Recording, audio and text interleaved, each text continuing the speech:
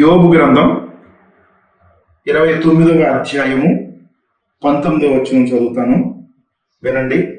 నా వేళ్ల చుట్టూ నీళ్లు వ్యాపించును, మంచు నా కొమ్మల మీద నిలుచును, నాకు ఎడతెగని ఘనత కలుగును, నా చేతులు నా విల్లు ఎప్పటికీ బలముగానే ఉండును. ప్రార్థన చేసుకుందాం. స్తోత్రం తండ్రి, పరిశుద్ధుడా, గొప్ప దేవుడా, అబ్రహాము, ఇస్సాకు, యాకోబుల దేవానికి లెక్కలేని వందనాలు. వాక్యము నీదయ్యా, వాక్యంతో మీరు మాట్లాడండి.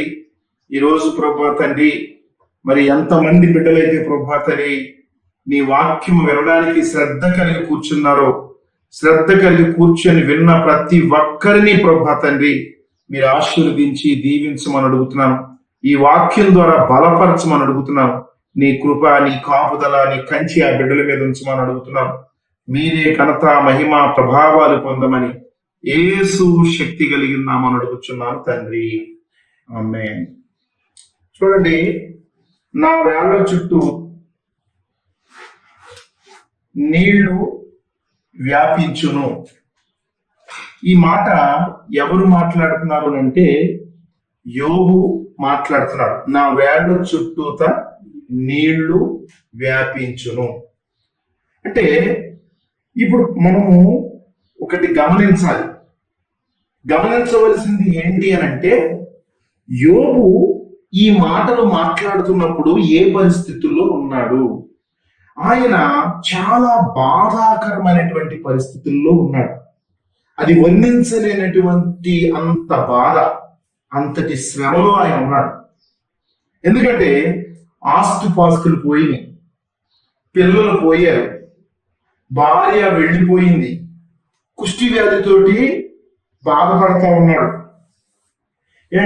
అంతేకాదు అపవాది అక్కడికి చాలన్నట్టుగా వాడు ఏం చేస్తాడంటే, తన స్నేహితుల్లో ఉండి తన సొమ్ము తిన్నటువంటి తన స్నేహితులు కూడా అతన్ని బాధించడం అనేది జరుగుతా ఉంది. అంటే ఎంత బాధలో ఉన్నాడు అని అంటే, ఇక అతన్ని వాదార్చేవారే కొన్ని పరిస్థితుల్లో చూడండి, మనము బాధల్లో ఉన్నప్పుడు మనల్ని వాదార్చేవారే కనపడరు.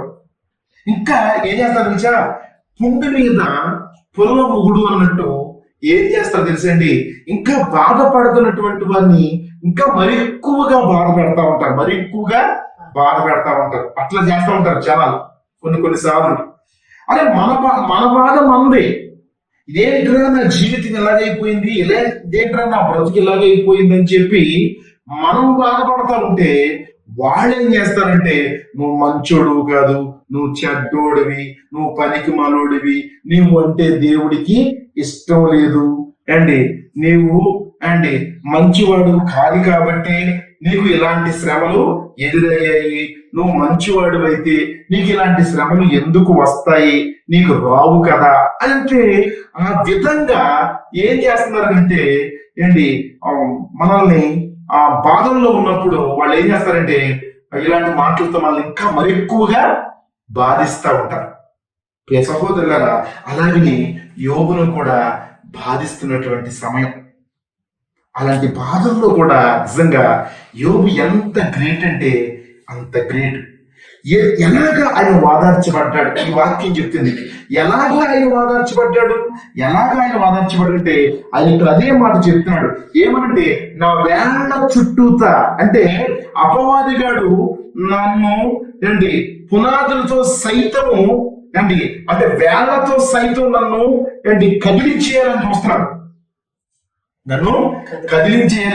చూస్తున్నాడు. నేను నాకు జీవితము ఎండిపోయేటట్టు చేద్దామని చూస్తున్నాడు. ఎండిన చెట్టులాగా చేద్దామని, మూడు మారినటువంటి చెట్టులాగా చేద్దామని వాడు చేస్తున్నాడు. కానీ సైతానా, నీ వల్ల కాదు, నన్ను నా ఆధ్యాత్మిక స్థితిలో నుంచి నన్ను దిగజార్చడం అనేది నీ వల్ల కాదు. హల్లెలూయా, నీ వల్ల కాదు. ఎందుకో తెలుసా, నా వేళ్ల చుట్టూతా కూడా ఎప్పుడు నీరుంటానే ఉంటది. అంటే నా చుట్టూతా ఎప్పుడు నా దేవుని వాక్యం ఉంటానే ఉంటది. నా దేవుని వాక్యం ఎప్పటికప్పుడు అది నన్ను వాదారుస్తూనే ఉంటది. దేవుని స్తోత్రం. నన్ను వాదారుస్తూనే ఉంటది. నా దేవుని వాక్యం నన్ను వాదారుస్తూ ఉంటది. అది నీరు వలె అది నీరు వలె. ఆయన ఒక మొక్క అండి, ఆయన ఒక మొక్క, వాక్యము నీరు. అలానే కదండి, మొక్క మొదలు ఎప్పుడు నీరు ఉందనుకోండి, అర్థమైంది, ఎప్పుడు నీరు ఉందనుకోండి, అది ఎంత పచ్చగా ఉంటదండి, ఎంత బలంగా ఉంటదండి. దేవుని స్తోత్రం, హల్లెలూయా. కాబట్టి ప్రియ సహోదరులారా, ఇక్కడ యోబు ఏమంటున్నాడంటే, నా చుట్టూతో ఎప్పుడు దేవుని వాక్యం అనేటువంటి నీరు ఎప్పుడు ఉంటుంది, ఎప్పుడు ఉంటుంది. ఆ వాక్యము నన్ను ఎప్పుడు బలపరుస్తూనే ఉంటది. ఎందుకంటే మొక్క నీళ్లు చేత బలపరచబడుతుంది. దేవుని స్తోత్రం. అలాగే ఒక మనిషి దేని చేత బలపరచబడతాడు? బాధల్లో ఉన్నప్పుడు, నెమ్మదైనటువంటి జీవితం ఉన్నప్పుడు దేని చేత ఒక మనిషి బలపరచబడతాడంటే దేవుని వాక్యము చేత. దేవునికి స్తోత్రం, హల్లెలూయా. అందుకని దావీదు భక్తుడు అంటాడు కదండి, నీ వాక్యమే నన్ను బ్రతికించుచున్నది, నీ వాక్యమే నన్ను బ్రతికించుచున్నది, ఇదే నా శ్రమలలో నాకు నెమ్మదిని కలగ చేయుచున్నది. దేవుని స్తోత్రం. ఎవరండి? ఇదే నా శ్రమల్లో నాకు నెమ్మదిని కలగ చేస్తాను. ప్రియ సహోదరులారా, నీ జీవితానికి నెమ్మది కావాలంటే నీ చుట్టూతో ఎప్పుడు కూడా దేవుని వాక్యం ఉండాలి. ఆ వాక్యమే కానీ నీలో లేకపోతే నీ జీవితానికి నెమ్మది ఉండదు, నీ బ్రతుక్కి నెమ్మది ఉండదు, నీ బ్రతుక్కి నెమ్మది ఉండదు. నెమ్మది కావాలి, ప్రతి మనిషికి నెమ్మది కావాలి, ప్రతి జీవితానికి, ప్రతి కుటుంబానికి, ప్రతి వ్యక్తికి నెమ్మది కావాలి. నెమ్మది కావాలంటే నీ చుట్టూతో ఎప్పుడు దేవుని వాక్యము ఉండాలి. ఆ వాక్యము ఎలా ఉండాలంటే, ఇంకను మంచు కప్పినట్లుగా, చెట్టు మీద మంచు కప్పినట్లుగా ఎప్పుడు నీవు వాక్యము చేత కప్పబడుతూనే ఉండాలి. ఎప్పుడు వాక్యం చేత నువ్వు కప్పబడుతూనే ఉండాలి. దేవుని స్తోత్రం. కొన్ని సార్లు ఇప్పుడు వర్షాకాలం అనుకోండి, వర్షాకాలము చెట్లుకి నీళ్లు ఉంటాయి కాబట్టి బాగానే బ్రతికేస్తా ఉంటాయి, అలాగే. మరి ఎండాకాలం ఎలాగా, మరి శీతాకాలం ఎలాగా అని అంటే చూడండి, శీతాకాలము ఎండాకాలము కదండి, ఆ తెల్లవారుజామున ఆ కురుస్తున్నటువంటి ఆ మంచుతో చూడండి, ఆ మంచు ఆకుల మీద పడి ఆ ఆకుల ద్వారా ఆ చెట్టు అండి ఆ నీటిని సేకరించుకుని దాని ద్వారా చెట్లు జీవిస్తాయి. దేవుని స్తోత్రం, హల్లెలూయా. అర్థమైందండి? అలా కాకుండా కదండి, ఇంకా భూమి కదండి ఆ ఎండర్లోని ఏం చేస్తుందండి, నేలని దాస్తుంది. అయితే నీ వేర్లు ఎప్పుడు కూడా బలంగా ఉన్నాయి అనుకోండి, నీ వేర్లు బలంగా ఉండాలి. నీ వేర్లు బలంగా ఉండాలంటే దేవుని వాక్యం అనే నీ చుట్టూతా ఎప్పుడు ఉండాలి. అప్పుడు ఎండాకాలం అయినా సరే ఏం జరిగిందో తెలుసా? అదే నీ వేళ్ళు బలంగా అవడం వలన అవి ఆ లోతైనటువంటి నీరును అందుకొని, ఆ లోతైనటువంటి నీరుని అందుకొని నువ్వు ఎప్పుడు పచ్చగానే ఉంటావు. దేవుని స్తోత్రం, హల్లెలూయా, హల్లెలూయా. కాబట్టి ప్రియ సహోదరులారా, వాక్యం అనేటువంటి నీరు నీ చుట్టూతా ఎప్పుడు ఉండాలి. వాక్యం అనేటువంటి మంచు నీ మీద కప్పబడి ఉండాలి, నీ మీద కప్పబడి ఉండాలి. దేవుని స్తోత్రం. ఎప్పుడైతే అలా కప్పబడి ఉందో దేవుని వాక్యము చేత నువ్వు ఎప్పుడైతే కప్పబడతావో అప్పుడు అపవాదిగాడు నిన్ను ఎంత బాధిస్తున్నా, నిన్నెంత శ్రమ పడుతున్నా, హల్లెలూయా, నీవు ఆ బాధని, ఆ శ్రమని లెక్క చేయలేదు. యోబు అందుకే లెక్క చేయట్లేదు. యోబు లెక్క చేయట్లే. దేవుని స్తోత్రం, హల్లెలూయా. లెక్క చేయట్లేదు యోబు. ఎందుకు లెక్క చేయట్లేదు? ఆయనలో వాక్యం ఉంది, ఆయనలో వాక్యం ఉంది. వాక్యం ఉంది కాబట్టి వాక్యము చేత తను తాను బలపరుచుకుంటున్నాడు కదండి. భార్య ఏంటి, నీ దేవుణ్ణి తిట్టి, నీ దేవుని దూషించి సాగకూడదు అన్నది కదండి. స్నేహితులు ఏమన్నారు, నీ దేవుడు అండి నిన్ను బాధిస్తున్నాడని ఒకసారి అన్నారు. నువ్వు మంచోడు కాదు కాబట్టి దేవుడు బాధిస్తున్నాడని ఒకసారి అన్నారు. ఈ విధంగా రకరకాల కోణాలలో వారు బాధించారు. ఎన్ని కోణాలలో ఎవరు ఎన్ని విధాలుగా బాధించినప్పటికీ కూడా యోబు మాత్రం ఎట్టి పరిస్థితుల్లో కూడా లొంగలేదు. ఎందుకంటే ఆయనలో ఏముందండి, ఆయన చుట్టూతో ఏముందండి, ఆయన చుట్టూతో వాక్యం అనేటువంటి నీళ్లు ఉన్నాయి. దేవునికి స్తోత్రం. హల్లెలూయా. హల్లెలూయా. హల్లెలూయా. చూడండి ఇంకేమన్నాడు, నాకు ఎడతెగని ఘనత కలుగును. నాకు ఎడతెగని ఘనత కలుగును. హల్లెలూయా. హల్లెలూయా. మరి తర్వాత యోబుకి ఎంత ఘనత వచ్చిందండి? ఎందుకని? ఎలాంటి బాధల్లో నిలదొక్కున్నాడు? మనము మన బాధల్లో నిలదొక్కుని నిలబడగలిగితే దేవుడు కనిపిస్తాడు. దేవుడు ఖచ్చితంగా కనిపిస్తాడండి, ఖచ్చితంగా. హల్లెలూయా. కానీ ఒక పాస్టర్ గారు, నాకు తెలిసినటువంటి పాస్టర్ గారు ఏంటి, ఈ టీవీ ఛానల్స్ వచ్చినటువంటి కొత్తలోని ఏంటి టీవీ ఛానల్స్ ని ప్రారంభం చేశారు. ఆ టీవీ ఛానల్ ని అభివృద్ధి పరచాలని చెప్పి, ఆ టీవీ ఛానల్ అభివృద్ధి చెందాలని చెప్పి ఏం చేశారనంటే, ఆయన కొంచెం బయట నుంచి కూడా అప్పు తెచ్చారు. బయట నుంచి కూడా అప్పు తెచ్చారు. ఆ అప్పు తెచ్చి ఆ అప్పు అండి కట్టలేనటువంటి పరిస్థితి వచ్చేసింది. ఆయన అనుకున్నాడు, నేను ఛానల్ ద్వారా బాగుపడిపోతాను, ఖచ్చితంగా నా ఛానల్ నాకు విజయాన్ని ఇస్తుంది అని నమ్మి ఆయన పెట్టుబడి పెట్టాడు. కానీ అపవాదం ఏం చేస్తుందంటే అతన్ని వెనక్కి లాగు పెట్టేస్తుంది. వెనక్కి లాగు పెడతాం. ఆ వెనక్కి లాగు పెడతా ఉన్నప్పుడు మరి వెనక్కి లాగు పెడితే ఎలాగా? హల్లెలూయా. దేవునికి స్తోత్రం. దేవునికి స్తోత్రం. హల్లెలూయా.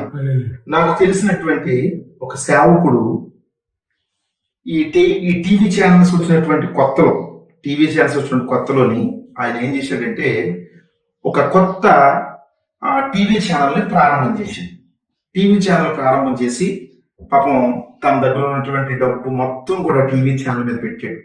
అలాగే తన అభివృద్ధి కొరకు ఏం చేశాడంటే తన భార్య బంగారం అంతా కూడా అమ్మేశాడు. ఆ తర్వాత ఉన్న ఇల్లు కూడా అండి తనఖా పెట్టేశాడు. అండి అలా కాకుండా ఇంకా అక్కడక్కడ ఏం చేసింటే వడ్డీలకి అండి ఆ డబ్బు తెచ్చి ఈ ఛానల్ మీద పెట్టాడు. ఏంటంటే నేను అభివృద్ధి పొందుతాను, నేను అభివృద్ధి అవుతాను, ఏమైనా నేను అభివృద్ధి అవుతాను అనేటువంటి ఆ నమ్మకంతో అతడు ఈ విధంగా అనేక రకాలుగా అప్పులు తీసుకొచ్చి ఉన్నదాన్ని అమ్మేసి ఉన్నదాన్ని అంతా పోగొట్టుకొని అతడు పరిచర్య చేయటం మొదలు పెడితే అపవాది గారు కొంతకాలం బాగానే నడిచింది. కానీ అపవాది గారు ఏం చేశాడంటే, నీవు దేవుని నామాన్ని మహిమపరచడానికి ఈ విధంగా చేస్తావా, సరే నీ సంగతి నేను చెప్తా అని చెప్పి అపవాది గారు ఏం చేశాడు తెలుసండి, ఆ టీవీ ఛానల్ సరిగ్గా రన్ అవ్వకుండా చేశాడు. రెండవది వచ్చినటువంటి అందులోని ఆ పాటలు ఇచ్చిన వాళ్ళు కానివ్వండి, ఆ మెసేజ్లు చెప్పిన వాళ్ళు కానివ్వండి, వాళ్ళు కూడా అండి వాళ్ళు ఎంతకంటే ఉన్న సేవకే అది అన్నవాడు మీరు తర్వాత తిరిగానండి చెప్పేయండి, మీరు తర్వాత తిరిగని చెప్పేయండి అని ఈయన పెట్టుబడులు పెట్టుకుంటూ కూర్చున్నాడు. ఈ పెట్టుబడులు పెట్టుకుంటూ కూర్చోవటం వల్ల ఏమైందనంటే వీళ్ళు అంతకంతకు మించిన పాస్టర్లే, పెద్ద ఉన్నవాళ్ళు కాదు, వీళ్ళు డబ్బులు ఇవ్వలేరు అండి. ఆయన తీసుకొస్తేనేమో మొత్తం టోటల్ గా అప్పులు తెచ్చేసి ఛానల్ రన్ చేస్తున్నాడు అండి. కనుక ఆ ఛానల్లో ప్లే అవుతున్నటువంటి వీడియోకి సంబంధించినటువంటి సేవకులు ఎవరో కూడా ఆయనకి సరిగ్గా డబ్బులు ఇవ్వలేకపోయారు. ఈయనకి వడ్డీల మీద వడ్డీలు మొత్తం పెరిగిపోయి ఉన్నదంతా ఓడగొట్టేసుకున్నాడు. అలా కాకుండా ఇంకా బోర్డన్ని అప్పులు చూపించాడు సైతాన్ని. బోర్డన్ని అప్పులు చూపిస్తే ఆ అప్పులు తీర్చలేక సమాధానం చెప్పలేక ఒకసారి పాయిజన్ తిన్నాడు. పాయిజన్ తింటే అప్పుడు దేవుని మహాకృప, నువ్వు ధైర్యంగా ఉండాలి అని చెప్పి దేవుని యొక్క కృప ఏం చేసిందంటే అతన్ని బ్రతికించింది. అయినా కూడా అతడు ఈ అప్పులకి, ఈ బెడదకి, ఎందుకంటే అపవాదిగాడు ఏం చేస్తాడంటే మనల్ని బెదిరిస్తానే ఉంటాడు. వాడు మనల్ని బెదిరిస్తూ ఉన్నప్పుడు మనము బెదిరిపోకూడదు. వాడు మనల్ని బెదిరిస్తున్నప్పుడు కానీ మనం బెదిరిపోయామనంటే మనం నిస్సహాయ స్థితిలోకి వెళ్ళిపోతాం. చేతగాని వాళ్ళు అయిపోతాం. చేతగాని వాళ్ళు అయిపోయి మనకే రకరకాల ఆలోచనలు వచ్చేస్తా ఉంటాయి. వచ్చేసి మనం ఏమనుకుంటాం తెలుసా, ఇక నేను వేస్ట్, ఇక నేను ఏ పని చేసినా వేస్ట్, ఇక నేను సక్సెస్ కాలేను, ఇక నేను విన్ను అవ్వలేను, ఇక నాకు విజయము రాదు, నా బ్రతుకు వ్యర్థం, ఇక నేను చచ్చిపోవటమే మేలు అని ఏ విధంగా అపవాదిగా ఏం చేస్తాడంటే నీ యొక్క శోధన సమయాలలో ఏంటి వాడు నిన్ను అనేక రకాలుగా నీ యొక్క హృదయాన్ని ప్రేరేపిస్తూ, నీ హృదయ తలంపుల్ని తారుమారు చేసేస్తూ, నిన్ను తికమకలు చేసేస్తూ, నీకు నెమ్మదైనటువంటి జీవితాన్ని నిన్ను ఒక చోట నుంచోనవుడు కూర్చోనవుడు. ఎందుకంటే ఈ టెన్షన్స్ తోటి నువ్వు ఏమైపోతా ఉంటే ఇక అటు ఇటు తిరుగులాడిపోతా ఉంటావు. పాపం ఆ విధంగా ఆ పాస్టర్ గారి జీవితం అయిపోయింది. అయితే ఇక అతడు ఏమైపోయాడంటే ఇక ఆ విశ్వాసంలో నిలబడలేక పాపం ఊరేసుకుని చచ్చిపోయాడు.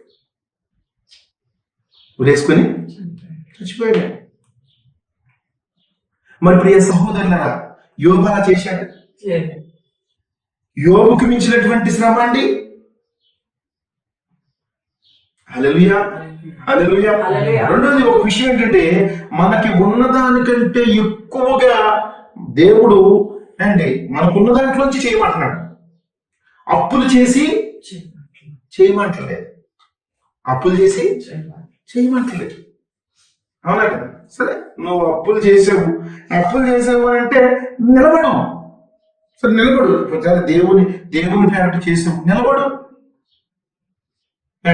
కానీ దేవుడు మాత్రం చేయమని చెప్పడం. నీకున్న దాంట్లో నుంచి చేయి. ఎవరండి? నీకున్న దాంట్లో నుంచి సేవ చేయి. అంతే తప్ప నువ్వు అప్పులు చేసేసి సేవ చేయమని ఎక్కడ దేవుడు చెప్పలే. హల్లెలూయా.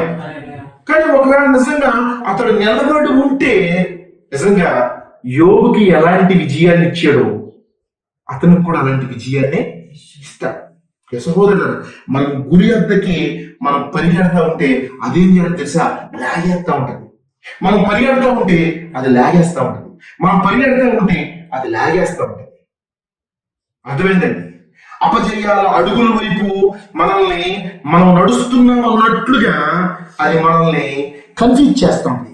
ప్రియ సహోదరులారా, ఎలాంటి పరిస్థితి ఏర్పడినప్పటికీ కూడా మనం మాత్రం పరిగెడతానే ఉండాలంటండి. పరిగెడతాను. నాయన శ్రమైన, ఉపద్రవమైన, ఖడ్గమైన, కరువైన ఏదైనప్పటికీ కూడా నేను నీలోనే పరిగెడతాను. ఇలా ఉంచినా పర్వాలేదు, నన్ను అభివృద్ధి పరిచినా పర్వాలేదు, నన్ను అభివృద్ధి పరచకపోయినా పర్వాలేదు, కానీ నేను మాత్రం నీ నామములో ప్రయాస పడుతూనే ఉంటాను. దేవునికి స్తోత్రం. అటువంటి ఆ నిశ్చయత ఉండాలి, అటువంటి దృఢ సంకల్పం ఉండాలి. అలాంటి దృఢ సంకల్పం మనలో ఉంటే దేవుడు ఖచ్చితంగా కూడా మనల్ని అభివృద్ధిలోకి నడిపిస్తాడు. ఎందుకంటే మనం ఆయన పేరట మనల్ని మనం బలపరుచుకుంటున్నాం. దేవుని వాక్యం చెప్తాడు, యేసు ప్రభు చెప్తాడు, ఏమన్నా నన్ను బలపరచుడు వాని యందు నేను సమస్తమును చేయగలని. యోబు తను బలపరుచుకుంటున్నాడు. దేవుని పేరట తను బలపరుచుకుంటున్నాడు. ఆయన మొదలు చుట్టూత వాక్యము ఎల్లప్పుడూ ఉంటూనే ఉంటుంది. ఆయన వాక్యం ఎప్పుడు నెమరు వేసుకుంటూనే ఉంటున్నాడు. వాక్యాన్ని ఎప్పుడు పీల్చుకుంటూనే ఉంటున్నాడు. ఒక పక్కన సైతాన్ గారు బలహీనం చేయాలని చూస్తున్నా ఆ వాక్యం అనేటువంటి నీరు పీల్చుకొని ఆయన బలాభివృద్ధి పొందుతున్నాడు. దేవుని స్తోత్రం. ఎక్కడ కూడా దిగజారిపోవట్లేదు, ఎక్కడ కూడా దిగజారిపోవట్లేదు. దేవుని స్తోత్రం. అలాగే నిలబడ్డాడు. అలా నిలబడ్డాడు కాబట్టి ఎడతెగని ఘనత వచ్చింది. దేవునికి స్తోత్రం. చూడండి, మనము ఆ యోబు గ్రంథంలోని మొట్టమొదటి చూడండి, ఆయన ఘనత కోసం చూసినట్లయితే మొట్టమొదటి అధ్యాయంలోని మనం చూసినట్లయితే చూడండి, ఒక మాట ఉంటుంది. చదువుతాను, మీరు వినండి. ఉజ్జీ దేశమందు యోబు అన్నటువంటి ఒక మనుషుడు ఉండెను. అతడు యథార్థవంతుడును న్యాయవంతుడునై దేవుని యందలి భయభక్తులు కలిగి చెడుతనమును విసర్జించినవాడు. అతనికి 7 కుమారులను 3 కుమార్తెలను కలిగి అతనికి 7,000 గొర్రెలను 3,000 ఒంటెలను 500 జతల ఎడ్లను 500 ఆడగాడులను కలిగి బహుమంది పనివారును అతనికి ఆస్తిగా ఉండెను గనుక తూర్పు దిక్కు జనమందరిలో అతడే గొప్పవాడుగా ఉండెను. దేవుని స్తోత్రం. చూసారా, ఇది అసలు దేవుని యందు మంచి నమ్మకమైనటువంటి వ్యక్తి, యథార్థవంతుడు. దేవుని స్తోత్రం కదండి. ఆ ఆస్తి ఉన్నా ఆ ఆస్తి లేకపోయినా కూడా ఆయన దేవుని యందే ఆనందించగలిగినటువంటి శక్తి కలిగిన వాడు. అందుకే దేవుడు అంతటి గొప్ప ఘనత ఆయనకి ఇచ్చాడు. దేవుని స్తోత్రం. హల్లెలూయా, హల్లెలూయా కదండి. ఇక మరి ఈ శోధించబడిన తర్వాత టోటల్ గా శోధించబడిన తర్వాత ఏం జరిగింది చూడండి. శోధించబడిన తర్వాత ఎంతటి ఘనత వచ్చిందో మనం ఒకసారి చూద్దాం. శోధించబడిన తర్వాత చూడండి, యోబు గ్రంథము 42వ అధ్యాయం చూడండి. యోబు యొక్క యథార్థతకు బహుమానముగా చూడండి ఏం జరిగిందో చదువుతున్నాను. 12వ వచనం కానించి, యెహోవా యోబు మొదట ఆశీర్వదించబడినంత కంటే మరింత అధికముగా ఆశీర్వదించును. అతనికి 14,000 గొర్రెలను 6,000 ఒంటెలను 1000 జతల ఎడ్లను 1000 ఆడు గాడిదలను మరియు అతనికి 7 కుమారులను 3 కుమార్తెలను కలిగి అతడు పెద్దదానికి ఎమీనిమా అనియు, 2వ దానికి కెజియా అనియు, 3వ దానికి కెలెన్ హపుకు అనియు పేరు పెట్టెను. ఆ దేశమందంతటను అండ్ యోబు కుమార్తెలంతా సౌందర్యవంతులు కనబడలేదు. వారి తండ్రి వారి సహోదరులతో పాటు వారికి స్వాస్థ్యమునిచ్చెను. దేవునికి స్తోత్రం. హల్లెలూయా. చూడండి, చూసారా, 1కి 2 ఘనత వచ్చేసింది. ఇప్పుడు 1కి 2 ఘనత వచ్చేసింది యోబుకి. అందుకే నాకు ఎడతెగని ఘనత కలుగును. నాకెప్పుడు ఘనతే, నాకెప్పుడు ఘనతే, నాకెప్పుడు ఘనతే. ఎందుకో తెలుసా, ఆ కింద చెప్పాడు కదా, నా చేతిలోని విల్లు ఎప్పటికీ బలంగానే ఉండును. అది నిన్ను ప్రయోగిస్తున్నాడు, నువ్వు ప్రయాణం చేస్తున్నావు అంతే. దేవుని స్తోత్రం. లాస్ట్ కి విన్ను మందే, లాస్ట్ కి విన్ను మందే, మనమే విన్ అవుతాం. హల్లెలూయా. అందుకనే ఏమన్నాడు, నా చేతిలోని విల్లు ఎప్పటికీ బలంగానే ఉండును. దేవుని స్తోత్రం అండి. విల్లు అనగా తెలుసండి, విల్లు అంటే ధనుసు అన్నమాట. విల్లు ఏంటంటే ధనుసు. నా చేతిలోని విల్లు ఎప్పటికీ బలంగానే ఉండును అంటే విల్లు బలంగా ఉండాలి. అది జౌకివ్వకూడదు. అది జౌకిచ్చింది అనుకోండి, ఏమవుతుంది తెలుసా, అది జౌకిస్తే బాణం ప్రయోగించినప్పుడు ఎల్లవు, ముందుకెళ్ళదు. ఇలా లాగితే అక్కడ మనం జౌకితే. కానీ బలంగా ఉందనుకోండి, ప్రయోగించి బాణాన్ని లాగితే సర్రగా వెళ్ళిపోద్ది, బాణం వెళ్ళిపోతాం కదా.